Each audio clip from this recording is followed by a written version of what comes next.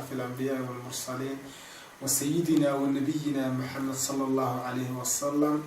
أما بعد، السلام عليكم ورحمة الله وبركاته. maanta waxaan halkan ku qabanayaa maaso la yiraahdo haldoor oo ka sheekeynaysa jacayl dhaba oo kulay ku dhacay qof ardaya. maasadan haldoor waxay soo baxday 1 bishii koowaad 2016. maasadii haldoor waxay ka bilaabmaysaa sida tan: waxaan idhi haldoorow toddobaadkan kuma arag duruustiina maad iman, dadku way ku tabayeen, maxaa helay dadaalkii dabcigaaga toosnaa? mise doontii tahriirka ku tidhi aan dawaafne, reerkiina dayngeli soo iibi daaraha? mise daad jacayl baa qalbigaaga degayoo dareen aada u xoog badan yaad la daalan tahayoo wax daryeela maad helin, la yaab ma laha dooqbee.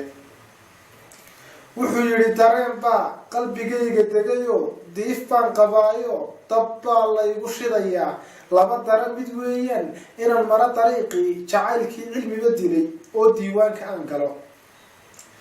mid kalea dantayda inaan dahabada helo, dareenkiisa caashaqa anigoon dembiba gelin, dumartaan ka doortuu malab iigu daadshee. mana dayn karaayo inta dumar filkeeda iyadaan ka doortoon dareenkayga siiye. quruxdana tufaaxiyo daa-uslamoodan dumartaan ka caashaqay, dookhaygu waa hani. waxaan idhi haldoorow bal maxaa inoo dana? wuxuu yidhi haddaalidhe deris waan ka go-ayo duurjoogta kayntiyo xayawaanka duurkan dibadaha wareegaa, dibindaabyadaydiyo daalkiiyo qumbacashada ka dawaysmi maaye waaba layga darayaa. deganaansho uma lado deexashana iyada daa, ma aqaan dadkaygii asxaab ha kuga darin, dartood baan la liicee. dakharada i gaadhiyo daranyada i haysiya dabka laygu shidayaba waxaa igaga sii daran duulkan aan la noolay, dadka kaan su-aalaba digashiyo ciyaariyo daalac buu isaaraa. digashadu maxay tahay? madayrkii makaan gubay.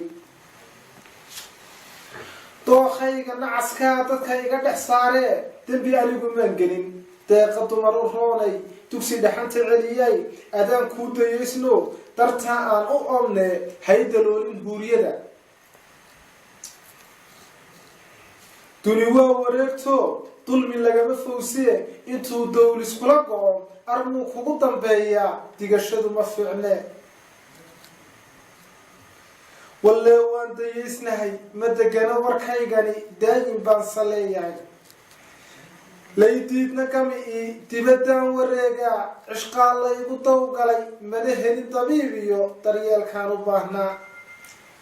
waa beri dilaacii daakiraadii sheekhii markuu diigu u ciyey, naftu soo dawaafto dowga cagta saarto i hogaami dookhii, dareenkiina sii korodh dadejiyii tallaabada, daymooday dhowr jeer dul istaagay goobtii laygu daadshay malabko, saadaasha aan diray ma degana warkeeduye, duleedkana ma joogtee. dunuufaha allow sakhir